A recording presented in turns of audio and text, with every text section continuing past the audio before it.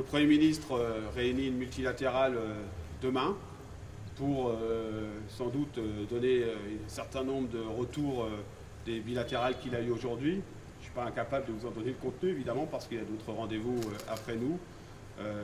Ce qui est sûr, c'est que la détermination de la CFDT, d'une part, à avoir un régime universel des retraites beaucoup plus juste et beaucoup plus solidaire et intact, que notre volonté de ne pas accepter les mesures d'équilibre avec l'âge d'équilibre est totalement intacte.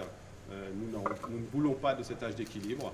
Et donc maintenant, on attend la réunion de demain. Je ne suis pas sûr que d'ici demain, il y aura quelque chose qui aura avancé, mais en tout cas, ce sera au Premier ministre de nous le dire. Est-ce que vous avez le sentiment que vous avancez vers un compromis malgré tout? Est-ce que le ton a changé? Le moment pour parler d'un éventuel compromis, si jamais il devait arriver, il serait très prématuré. Aujourd'hui, il y a eu, après cette présentation du projet de loi, de ce que voulait faire le gouvernement au CESE, une première discussion où on a acté des désaccords, comme je vous l'ai dit, sans trouver pour l'instant de solution. Et on a acté aussi des points sur lesquels on est revenu avec des propositions pour essayer d'aller plus loin sur le système universel, notamment en termes de pénibilité, de minimum de pension et de retraite progressive. Mais est-ce que vous avez senti des signes d'ouverture, par exemple sur la pénibilité je ne crois pas que le Premier ministre il ait fait. Sur ces 4 sujets-là, on a senti des signes d'ouverture, une volonté d'ouvrir des discussions, mais on n'a pas le contenu, vous savez. Comme je le dis depuis un moment maintenant, il faut discuter, puis il faut regarder le contenu, c'est le contenu qui nous intéresse.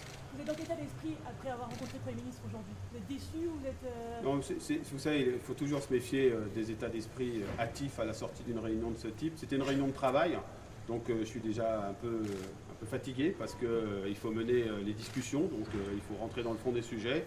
Et je suis toujours préoccupé parce que je n'ai pas envie que ce soit les travailleurs qui ont l'âge du taux plein en 2022, 2023, 2024 qui soient sanctionnés au moment du départ en la retraite par ceux qui devraient travailler plus longtemps.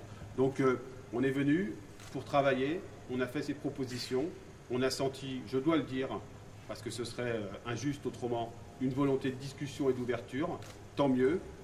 On pourra refaire un jour l'histoire pour savoir s'il aurait fallu le faire avant, mais en tout cas pour l'instant il y a une volonté d'ouverture, mais on est très loin encore d'être d'accord.